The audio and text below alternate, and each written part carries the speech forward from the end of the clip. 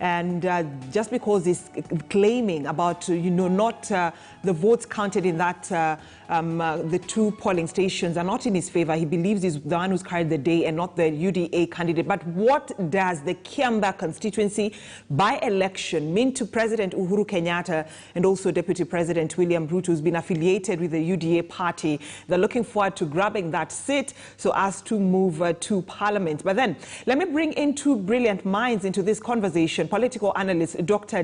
Duncan Ojwang, a Dean of Law at the African Nazarene University, who's also a political analyst, not scientist, but a political analyst. Sorry for that, Daktari. And also a political analyst, not a new face here on KTN News, that is Hesbon Owila. Gentlemen, good morning and thank you for joining us here on KTN News Center. Let me just begin by picking the mind of Dr. Ojwang. I mean, what does this mean for President Uhuru Kenyatta? I mean, he lost the Juja parliamentary by-election. Now, he's hoping to win, to carry the day in KIAMBAA constituency, but at the end of the day, not really at the end of the day because it's too close to call, just a difference of 100 votes, but we are seeing the UDA candidate looking like he will carry the day when it comes to this by-election. Thank you very much for the opportunity and even correcting yourself. I think I might also step down from being called a political analyst. Probably I'm not worthy to be an analyst yet, but I could be talking as an observer. I've done some work for IBC as observing even vote tallying. And I'm just a Kenyan who probably could read a little bit of the Constitution, but not so much the political analyst. I think that it has been, you talked of Juja, we talk of the Kisi Bomachoge, I believe. We talk of the wards. It appears that the president is not able to have the strong finish that any president would have hoped for. A strong finish in terms of your base is intact, your influence is still felt, and you are still able, therefore, to speak about a future with much clarity because of your base. I think what it could mean, I might be wrong, but as an observer, is that the political experiment that the president undertook, in that if I shake hands with former Prime Minister Raila Odinga, I will be able to therefore get new ground from his grassroots added to my base. I should be able to deal with any political mischief or enemy. All right. I believe that was the, maybe even if not directly, but a little bit of indirect consequences or hoped for consequences of handshake. All right. I partner with Raila Odinga. He has a massive grassroots support. I add my base. I am home and dry. All right. And Raila Odinga's grassroots support came in, but the president's base did not jump hook, sink, and whatever it takes. And so the political experiment is at this point hurting, and that is what we are seeing in KIAMBAA. And then that again kind of nullifies or put that political experiment, which was the biggest gamble. And if it will have worked, it will have worked big time. But boy, it looks like it is failing in my view. All right, and you bring in a very important perspective into this conversation. I'd like to pick the mind of Mr. Owila. Mr. Owila, when we saw the by-election in Kibra constituency campaigns, we saw the likes of strong Jubilee political leaders in Parliament campaigning for the ODM candidate, the late Ken Okoth's brother, who at the end of the day became the next member of parliament for that constituency. But we are not seeing the same happening, you know, for the Jubilee side. We didn't see the ODM party get out of its way to go and campaign for Njama Kariri in Kiambu.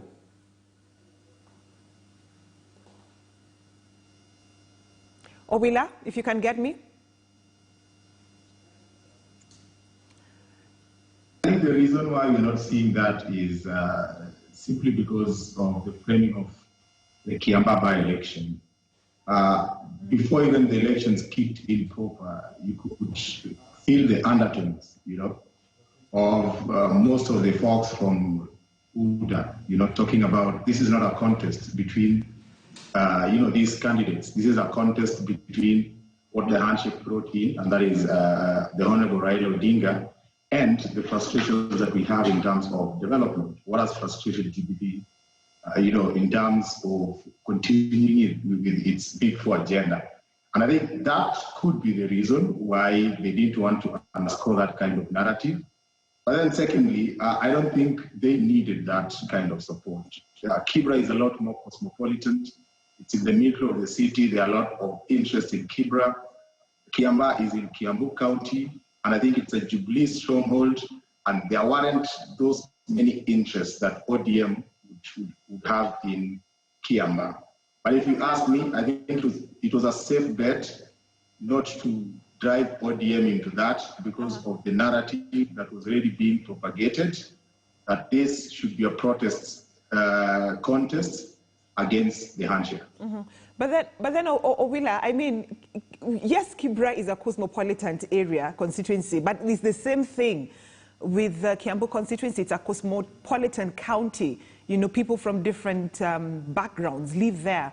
And so just like, you know, Dr. Ojwang had said, that handshake between the two principals, you know, the handshake partners, President Uhuru Kenyatta and ODM leader Raila Odinga, was supposed to place some sort of favor towards the Jubilee side when it comes to this by-election? Well, if you ask me, as a political observer and a Kenyan who is looking at the political landscape from a fairly, you know, neutral point of view, as much as the election has not been called, you can actually say that the handshake has won big time. So if there are people who thought that there's a sense in which the president was losing ground because of the handshake, then those people cannot be more wrong than they are. For the simple reason that whoever wins, whoever will be declared, and I know it's just a matter of hours, whoever will be declared to win. The contest was very tight. It's sort of a 50-50. Very impressive voter turnout because they are hitting around 40-something, around 43, 44. So if the voter turnout of 44% is giving 50% of its endorsement to the handshake, and remember, this is against the backdrop of what UDA campaigned long, because UDA was very big on, we need to reject Jubilee, because Jubilee has gone into this partnership with ODM. All right. And it's all about the narrative of the handshake, BBI, and now ODM and Jubilee are trying to team up. All so right. the people of KIAMBAA essentially saying that to a large extent, to at least 50% of what we have in KIAMBAA is actually comfortable with the direction that this country is going. All right. And you see, if you situate it broadly, you realize that a lot of Kenyans, especially the ones who are interested in this country moving forward, are very happy that for the last 4 or so years, we've had a conducive environment which is apolitical, and the president has solely focused on development. Now, when there is development in a country, whether we are going to support the candidate that Uhuru Kenyatta will support or not, it is Kenyans who are going to benefit. All right, so that development would remain with us Kenyans. All right, let me bring in your counterpart, Dr. Ojwang, into this conversation. And I mean, when we're looking at the results, we are seeing the Jubilee candidates. Let me just get the correct figures for this by-election for KIAMBAA. We're seeing the Jubilee candidate has 21,000. Let me start with the ODM, with the, not ODM, but with the actually, yeah, the UDA candidate, that is John Njuguna, is leading in the race with 21,606 votes against Jubilee's Njama Kariri, who's garnered 21,151 votes. Just shy of 100 votes, you know, from the leading candidate. So it's a tight race. It's too early to call in terms of saying that the UDA candidate is a winner. So clearly, Daktari, it shows that even Kariri had a strong political support base when it comes to the residents of KIAMBAA constituency. But why does it look like UDA is carrying the day instead of him? Remember, this is and you see, I like what Mr. Wheeler is saying, but again, even as lawyers, we play with the laws but not facts.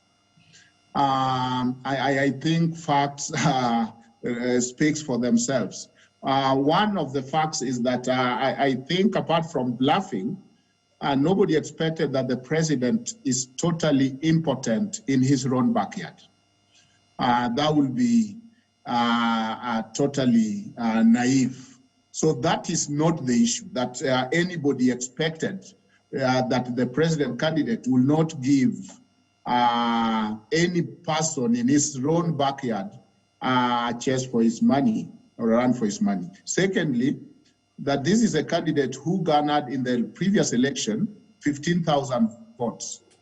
And in fact, I could share, if you saw the polls, 3 months ago or before, this guy was polling at 68 and the UDA guy was polling at 12, 13, 14%. So it is the UDA candidate who have grown up. It is not this guy who had 15,000 last election running against a very senior politician and from a very prominent family, the Koinange. And those are facts. Secondly, I think that the race being tight is given. The president still being president and able to roar is given.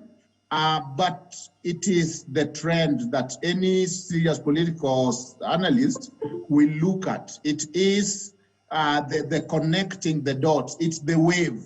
And that is where the worry might come in. That one isolated incident here and there might not draw a pattern. But when you take Bonchari, you take Juja, you take all those wards, you take the number of MPs pulling away from the president, clearly even his own member of parliament. If you look at the totality and holistic, then you can see that the trend is anti the Jubilee wave. And I think those are factual that we don't need much to belabor. Now, about what we pick from it and what we learn from it, I think it is clear that it is not done until it's done. I'm extremely disappointed with the IBC and media because I think somebody is playing games, and even observers. All right. There is only one. Okay, Dr. Jiang, just before you get there, because we're to get there later on in the middle of this discussion, let me bring in your counterpart, Owila, and just pick his mind on what it means for this candidate, Njama Kariri, if he loses this election. Because he is a candidate who's standing out to be very popular in KIAMBAA constituency based on the votes that he's garnered so far, just a difference of 100 votes between him and his tight competitor of the UDA party. But it begs the question, if he loses this election, will it be because he lost it because of the limbo that the Jubilee party is in terms of the leadership? Well, I think you wouldn't really say that, but trust me, that is the narrative that will go outside there. Because Kariri Njama is indeed a very strong candidate. If you look at his performance in the last general election, he gave the former MP a run for his money. Fairly popular during the campaign period. I think he commanded serious following, and he resonated with so many people in the entire region, in the entire constituency. And therefore, there is that narrative that will be propagated, that this was a strong candidate who was made to lose by the baggage that the party came with. You cannot fool that out. And I think in the event that he loses, I think UDA will run away with that in this town. And guys who support Jubilee will not have anywhere to be. But let us just situate it within the context of these two candidates and how they ran their campaigns. I think to a large extent, you have to give it to UDA, because the way they went about their campaign, they knew how to frame that campaign to get people to listen to them, and the issues that they were articulating. And for them, it was fairly easy, because if you're a candidate who is sponsored by the ruling party, the failures of the ruling party are going to be heaped on you. And all over the world, what happens is the parties in power are essentially evaluated on the basis of failure. Even if they succeed, they'll be evaluated on the basis of failure. So look at this, and I think Wakili here is talking about facts. Facts are sacrosanct. All right. Between 2014 and today, there are two facts that if you situate broadly, you'll actually understand that we are evaluating this government on the basis of failure, but there's a lot that they've achieved. So what you're telling us... Ease of doing business. So, Owila, what you're telling us is that Jubilee needed to put its house in order before this KIAMBAA constituency by-election. I think Jubilee tried to put everything in order. It's only that we have an electorate that is easily swayed, an electorate that can be made to believe things without interrogation. And because UDA understands this so much, and they have this hyper-media kind of campaign, where they go out, big rallies, they capture those big rallies, it's in the legacy media, they run away with it on the social media. And everywhere you go, what you see is UDA, UDA, UDA. But look at it this way.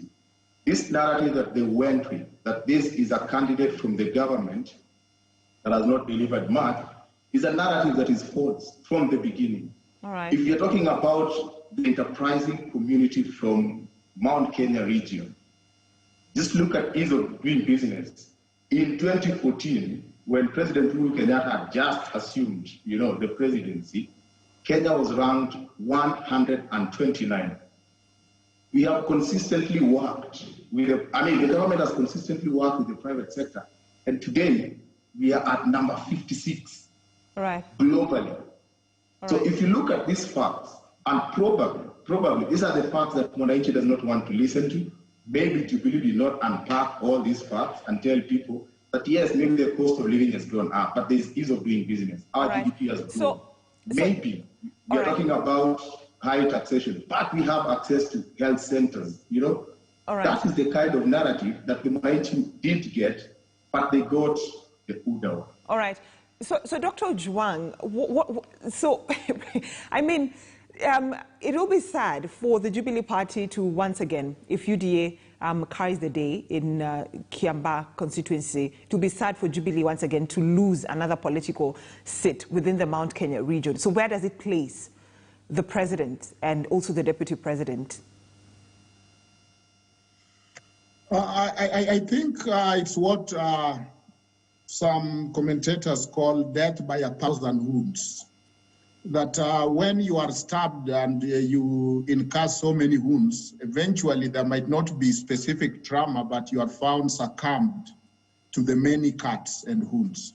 And I think that is what is happening, of course, in our own eyes. I again think that, we didn't pick KIAMBAA from... people didn't say, okay, close your eyes, let us pick a constituency anywhere in Kenya, bring UDA and Jubilee, let us compete and see how they are competing. That will be a political experiment that we can spin. This by-election happened within a context of the president's home county, of the president's neighboring constituency, of about 30 minutes, 20 minutes drive from the State House, of the background that we know people usually protect their own and say that this is our own, which is what will happen to even a candidate that might lose the national appeal, that you know what, this is our own. So if we had picked and we had said close our eyes and we had blindfolded ourselves and picked any constituency in Kenya and say, okay, would and Jubilee come get a contest, then we get lessons and we see what we can do, then what we are hearing could work. But we didn't do that. We are in KIAMBAA. We are in President's backyard. We are among the people that is hoping to deliver and help his legacy, including that legacy of his succession. And therefore, when I look at this voting, it is true that I saw a wave, and there is a little bit of momentum and euphoria, and we know very well that anger matters in election, that you cannot gainsay the importance of angry voters. When people are angry, that is what sways election. Secondly, you can also see that, as Awila is saying, there is the issue of messaging, and I think both sides had a very strong messaging, and then there is the emotions. It appears that these voters want to be convinced.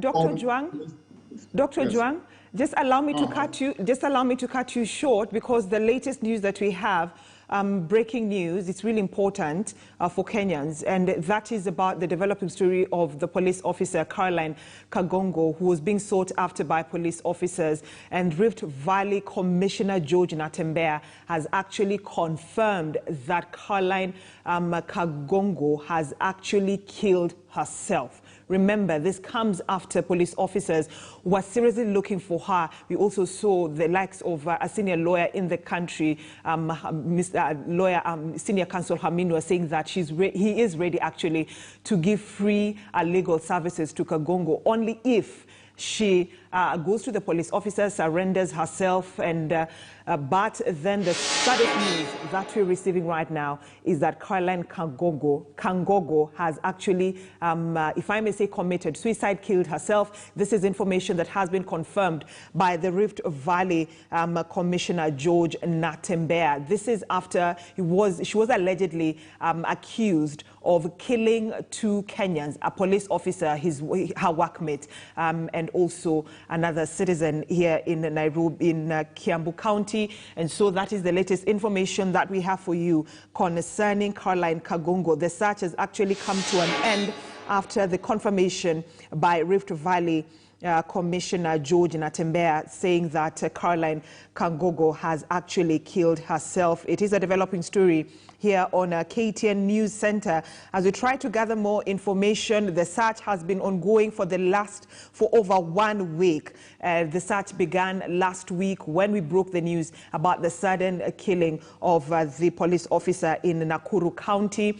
And also later on, 2 days later, there was another killing of a Kenyan here in, if I may say, KIAMBAA County, along Thika Road. And later on, police officers have just been looking for her. We even saw her family coming out to urge her to surrender herself to the police officers so that investigations can begin. But the latest information that we had throughout the better part of that week when police officers were looking for her, it is that at least they're trying to get lead as to where she is in terms of her phone records, in terms of her financial spendings, the sort of payments that she was doing. But for today, we can confirm for you here through the Rift Valley Commissioner George Natembeya that indeed police officer Caroline has actually taken her own life. So as and when we get more information, we shall give it to you here on a KTN News Center, a developing story right there, meaning the search for Caroline KANGOGO has actually come to an end following that suicide that she has actually committed. She's killed herself, meaning suicide, definitely you've killed yourself, and the search, meaning it has come to an end. And once we get more information, as I've told you before, we shall give it to you live here on a KTN News Center. But then let's go back to that developing story still on the KIAMBAA constituency by-election stalemate. And I was speaking the mind of Dr. Ojwang. Dr. Ojwang, first, let me apologize for cutting you short, because we really needed to give out this breaking news that you've had about police officer Caroline KANGOGO. Right now, we can say the late police officer, because she's committed suicide. You're telling us about the UDA party, if they carry the day, what it will mean for President Uhuru Kenyatta and also Deputy President William Ruto, who's been associated with the UDA party.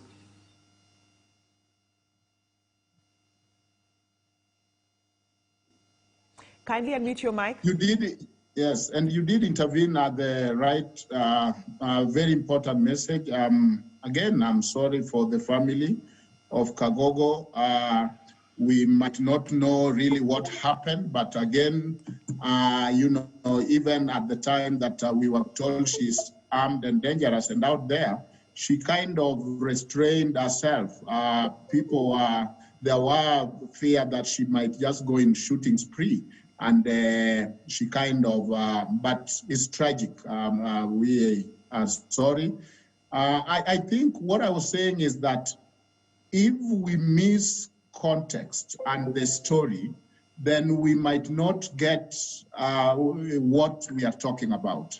And I started by saying that KIAMBAA is not a constituency picked anywhere in the border of Kenya. It is located quite by what the political scientist and even practitioner will call the bedroom of the president. And so if somebody raid your bedroom and he gets through and he also get a little bit of wounds by, then it doesn't look good. That is what it is. It can be healed. I don't think the implication goes to former Prime Minister Raila. I think he can get more when the president is feeling humiliated. It raises the stake, and his base is more or else intact. But what we can see is that in the course of the president's bedroom has been raided, and there is a pattern that is coming out clear. Finally, I think that, you know, the idea that these voters considered the message and you saw the momentum a little bit build up. Of course, I think the president team and Jubilee gave a serious fight, because it was, as it is, a fight for life and survival. But it appears that what the deputy president has been doing is working in simple terms, and what the president has been trying to do has not been working. And consider the pattern. There is a time that president called his people to Sagana. There is a time that he addressed them in vernacular. There is a time that he told them, I'm not foolish and I know the direction I'm going to give. And all these are now put into a contest. That is it possible that he's still reigning? It doesn't matter that it might be up to 30 or 40%, but it appears that Jubilee is dying by 1,000 cuts. That is a very painful death. That, you know, the way Chinese used to torture is you are not hit once and you go, but with small cuts, eventually without major trauma, you bleed to death and you are found dead next to the knife. And this is what it appears, the pattern. All right, let me bring in Mr. Wheeler. And just before I bring in Mr. Wheeler, there's an important information that I forgot to give you about the death of Caroline KANGOGO, the police officer. It is that she actually shot herself dead at her parents' home in Elgeyo Marakwet. That is the location where all this happened, and that information, you're seeing it on your screens right now, the breaking news that you're seeing there with more information. She killed 2 men, and so after killing herself, Kenyans will not know the reason as to why Caroline KANGOGO, the police officer, went ahead and killed the 2 gentlemen. This is an information that she's actually died with. So it is a developing story. We'll continue giving you more details, but she killed herself, committed suicide at her parents' home home in Elgeyo Marakwet. Remember, the parents also earlier on had requested her to surrender herself to the police officer and also took the initiative of issuing a personal apology to the families of the two gentlemen who were killed by their daughter. So we'll continue giving you more information about that. But then, Mr. Owila, I like the way Daktari has actually painted the picture for us about what it means to the president and also Deputy President William Ruto. But even as much as we are saying that it will be a big loss for the president and a win for the UDA party, so it means that why does it look like the DP, through the UDA party that's been affiliated to him, is having an easy way when it comes to making inroads to the Mount Kenya region that has been seen as the political backyard of the president himself? Well, I think there are so many factors, and I think Daktari has eloquently, put those factors in some very interesting perspective. That the president is in a very precarious position. Remember, in 2017, they went around this country, the deputy president, selling the Jubilee manifesto. And Kenyans gave them the power with the belief that they will take that power and deliver on that manifesto. So the first thing we need to ask ourselves, which Jubilee is losing? Because if you're talking about UDA, everyone in this UDA outfit is still in Jubilee. They've never left Jubilee. So the struggle that we're seeing here is not a struggle of the president and the deputy president. It's a struggle between the forces that are looking forward to get power in 2022 and the forces that are looking for are working to deliver for Kenyans, as we move to 2022. And you can actually see where the president sits. His focus is on delivery. So the whole issue of whether he's losing or not losing is neither here nor there. It is the people who want to get that baton from the president who are interested in this game. And if you look at the people who are interested in getting the baton from the president, the deputy president is also amongst them. So if you situate all this within the KIAMBAA, you can actually say that the president is actually winning for the simple reason that he's not into this murky politics. As people are campaigning, I think the president was delivering hospitals to people in very poor neighborhoods in this city of Nairobi, which is what Nairobians and Kenyans want. And then number two, as we are talking about the contest in KIAMBAA, the person who will get that baton from the president will have his work cut out. Why? That facade that we've always had, that Mount Kenya is with the deputy president, we've actually seen that, yes, there is a wave that they are running. Right. That wave has taken effect in KIAMBAA. We can actually see that they have, some very serious following.